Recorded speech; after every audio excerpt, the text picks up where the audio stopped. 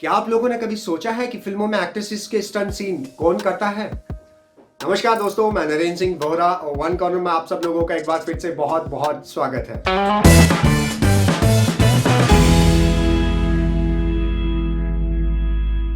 हम लोग अक्सर फिल्मों में बड़ी बड़ी हीरोइन जैसे कि कटरीना, करीना, दीपिका, ऐश्वर्या, इन सबको स्टंट सीन करते देखते हैं। जैसे कि कोई फाइटिंग सीन हो, या किसी बिल्डिंग से कूदना हो, या कोई अंडर वाटर सीन हो, या किसी चलती गाड़ी में कोई खतरनाक एक्शन सीन हो। ये सब करते देख बहुत ही खुश हो जाते हैं और तालियां बजाने लगते हैं। लेकिन आप लोगों को बताना चाहूंगा कि इन तालियों के एक और हकदार हैं, वो है महिला स्टंट आर्टिस्ट, जो ये सब स्टंट हमारी पसंदीदा हीरोइंस के लिए अपनी जान जोखिम में रख के करती हैं। इन महिला स्टंट आर्टिस्ट में से एक है स्नोवर पार्दीवाला से। तो चलिए मिलते हैं स्नोवर से और उन्हीं से जानते हैं उनकी इस इंस्पायरिंग जर्नी के बारे में। जब मैं 12 साल की थी तब मैंने एक ऑडिशन किया था एक स्टंट के लिए और उस समय मैंने बहुत ही अच्छे से परफॉर्म किया था और मुझे 30 फीट हाइट से करके लैंड होना था and I could do that really well. तो तभी मुझे रियलाइज हुआ कि जिस चीज़ में आप माहिर हो उस चीज़ में उसे अपना प्रोफेशन क्यों नहीं बना देते। So that is where उस दिन के बाद there was no turning back। मेरा नजरिया था ही उतना बड़ा, क्या बोलूँ मैं। I was already a black belt in karate by the age of 12 और जिमनास्ट भी, मेरा जिमनास्टिक्स भी था and at the same time I was a very good swimmer। से मेरे बॉडी के रिफ्लेक्सेस थे और बॉडी में जो हाइट इंसुलिन ग्रोथ फैक्टर जो हमारे बॉडी में शूट होता है वो आई गेस उस टाइम पे शूट हुआ होगा एंड आई मेरा हाइट जो आज है अभी at this point in time I had achieved my height at the age of 12। उस समय एट द सेम टाइम मेरे बॉडी के रिफ्लेक्सेस काफी अच्छे थे। सो आई कुड अंडरस्टैंड कि मेरी बॉडी किस चीज के लिए मुझे बता रही है, मेरे reflexes in terms of making those decisions. क्योंकि जब आप स्टंट्स परफॉर्म कर रहे हो या समरसॉल्ट्स कर रहे हो तो you have to decide in a fraction of a second. और स्टंट्स में this is one major quality, so is this major quality in gymnastics and martial arts। तो जैसे तो ये मुझे उसी समय रियलाइज हुआ कि I am very good at doing it. अगर मैं उस चीज में अच्छी हूँ करने में तो why not make it my profession. तो उस समय ही मैंने डिसाइड किया था कि I am gonna try make simultaneously pursue this as my profession and obviously continue studying, continue doing what I am doing. लेकिन एट द सेम टाइम उसे मैं अपना प्रोफेशन भी बना सकती हूँ, क्यों नहीं। बिकॉज उसी first day of my shoot मुझे कैमरा समझ में आ रहा था, हम अगर रीटेक करते हैं तो क्यों रीटेक हो रहा है। I love asking questions. तो बेसिकली उस पॉइंट पे मुझे समझ में आ रहा था कि कैमरा कैसे होता है, लाइटिंग कैसे इफेक्ट होती है, एंगल्स कैसे इफेक्ट होते हैं। और हमें बहुत बार हमारे एंगल्स इस तरह से परफॉर्म करना होता है कि हमारा हेयर फेस के ऊपर है, या हेयर अगर साइड एंगल कैमरा है तो हेयर से हमारा फेस इतना कवर्ड है और बाकी का एक हैंड एंगल आ गया है। तो टेक्निकली यू वुडंट रियलाइज कि ये स्टंट एक्ट्रेस ने परफॉर्म किया है या स्टंट आर्टिस्ट। मेरे अंदर आई गेस वो मैच्योरिटी और प्रोबेबली ये अंडरस्टैंडिंग थी which helped me perform. Then there was no looking back after that. Well I think पहली फिल्म मेरी वन ऑफ द 3 फिल्म्स हो सकती है। बिकॉज जब हम शूट करते हैं एक फिल्म के लिए तो फिल्म रिलीज होती है कुछ तकरीबन 6 या 8 महीने बाद। साइमल्टेनियस उस समय I was shooting for 3 films. One was Ram Gopal Varma Booth, then the other one was Hero Love Story of a Spy, and the third one was Veer Zara at that point in time. So well इन तीनों में से कोई भी एक film हो सकती है and जब from the point of release and yes जब मैं भूत शूट कर रही थी तभी it was very interesting because पूरे सेट पे एक तो पहली बात ये डरावनी फिल्म है और आज से इतने साल पहले थिंग्स वो वेरी डिफरेंट। सेफ्टी गियर्स से लेके केबल फैक्टर्स से लेके बहुत सारी चीजें अलग और आज बहुत सारी वही सेम चीजें काफी एडवांस्ड है। So yes, it was pretty exciting and उस टाइम पे मुझे 16 फ्लोर्स की बिल्डिंग थी जिसके ऊपर से जंप करना था बिकॉज सीन ऐसा था कि किसी ने उसका मर्डर किया होता है और इस वजह से वो भूत बनी होती है।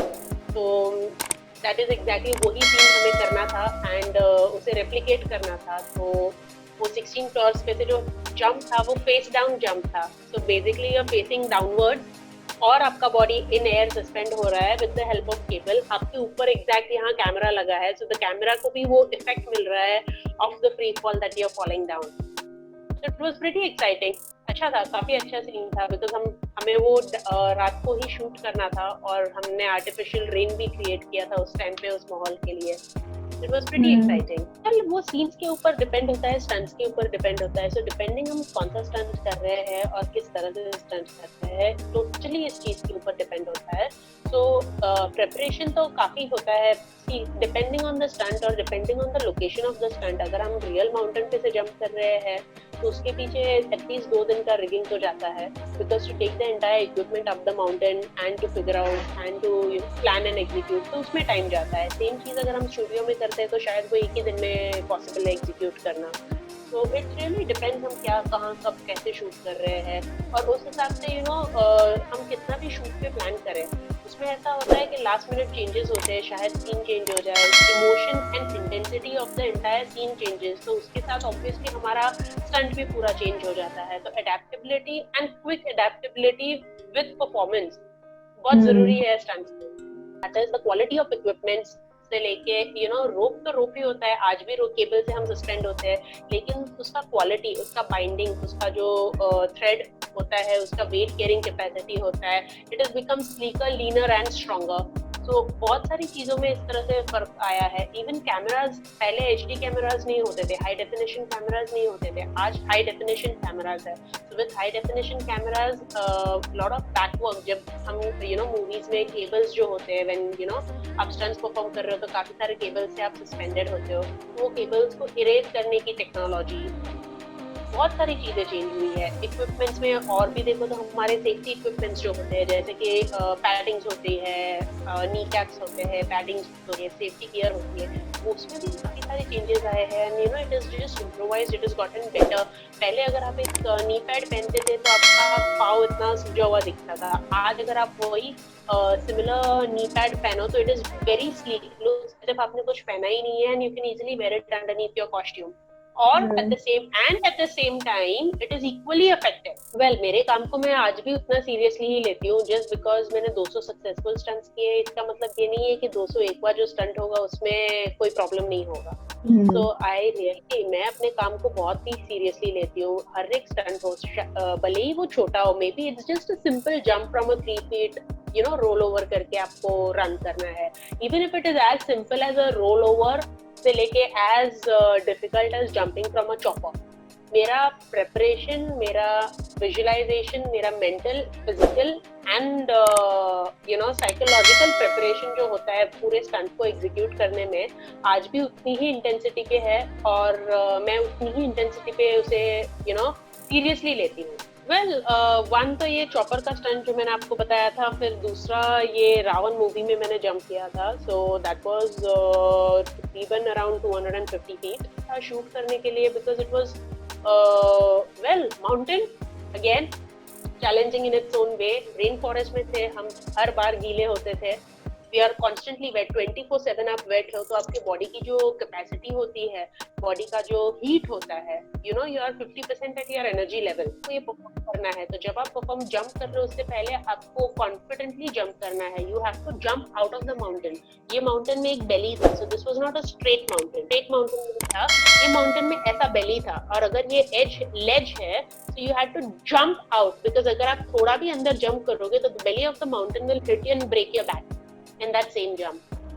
तो उतने ही, और वो जंप करने के बाद, वो बेली क्रॉस करने के बाद, then we are working different shot में, we are working on the trees, rocks, rivers, branches. कौन से ब्रांच में, बिकॉज आप स्पीड में गिर रहे हो, आप स्लो मोशन में नहीं गिर रहे हो, आप स्पीड में गिर रहे हो, तो आपको उतने ही समय में उतना ही रिएक्शन देना है, और एक ब्रांच को छोड़ के दूसरे पे जाना ही है।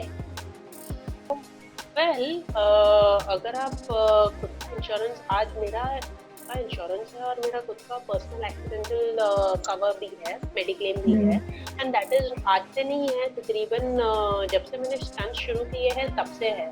तो आई गेस कि हर एक इंसान को अपनी रिस्पॉन्सिबिलिटी, ये बेसिक रिस्पॉन्सिबिलिटीज है जो आपको खुद लेनी है। आपको किसी पे डिपेंडेंट नहीं होना है कि कोई प्रोड्यूसर आपके लिए इंश्योरेंस निकाले, या कोई डायरेक्टर आपके लिए या कोई प्रोडक्शन हाउस आपके लिए स्पेसिफिकली इंश्योरेंस निकाले। Yes, that's a very good thing. ये अब्रॉड में काफी सारी सेट्स पे होता है when you are working on Hollywood films. अब तक ये सिस्टम बॉलीवुड में नहीं आया है अबाउट इंश्योरेंस और on set insurance and on location insurance. लेकिन जैसे ही वो आएगा I guess Indian cinema will also upgrade. और जब तक नहीं है तब तक I guess we are all responsible for ourselves. आज एक रोड क्रॉस करते हुए भी एक्सीडेंट हो सकता है, तो क्या हम बीएमसी को बोलेंगे या क्या हम गवर्नमेंट को बोलेंगे कि आपने हमारा इंश्योरेंस नहीं निकाला था या हमारा मेडिक्लेम आपने नहीं निकाला, हम तो पेडेस्ट्रियन है, हम टैक्स भरते हैं, हम ये नहीं बोल सकते है ना। तो सेम चीज about it is also with the high risk profession. Life के लिए रिस्पॉन्सिबल हो, आपका पर्सनल लाइफ इंश्योरेंस क्यों नहीं है, आपका पर्सनल मेडिक्लेम क्यों नहीं है, एक बेसिक चीज है जिसका आपको ध्यान रखना है। हमसे जुड़े रहने के लिए सब्सक्राइब बटन और बेल आइकन बटन दबाना ना भूलें। आप हमें फेसबुक, इंस्टाग्राम और ट्विटर पे भी फॉलो कर सकते हैं, जिसका लिंक इस वीडियो की डिस्क्रिप्शन में दिया है।